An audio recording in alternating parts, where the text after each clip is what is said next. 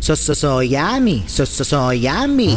Ako ay tumakbo pumunta ng baryo, dahil di ko na mapigilan ang gutom ko. Nung mapagod na ako, umupo sa isang bangko. Ako ay may naamoy, lalong nagutom ako. So hinanap ko ano tong niluluto, luto. Dahil sa amoy na to, nawala ang pagod ko. Laking gulat ko naman nung matagpuan ko to. Ito pala ay ang paborito ko. Pansit palabok, so yummy. Pansit na bihon, so yummy. Pansit canton ay so yummy. So yummy, so yummy. Pansit gisado, so yummy. Pansit malabon, so yummy. Pansit kabagan, so yummy, so yummy.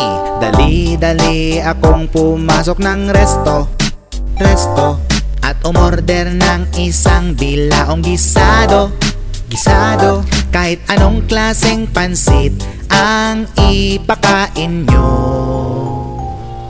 uubusin ko sa loob ng isang minuto.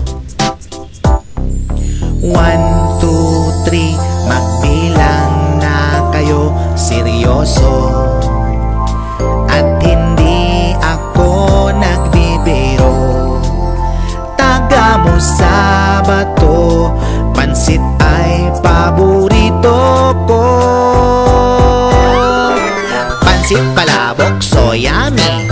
Pansit na bihon, so yummy. Pansit canton ay so yummy. So yummy, so yummy. Pansit gisado, so yummy. Pansit malabon, so yummy. Pansit kabagan, so yummy, so yummy. Dali akong pumasok ng resto at umorder ng isang bilaong gisado. Kahit anong klaseng pansit ang ipakain nyo, uubusin ko sa loob ng isang minuto.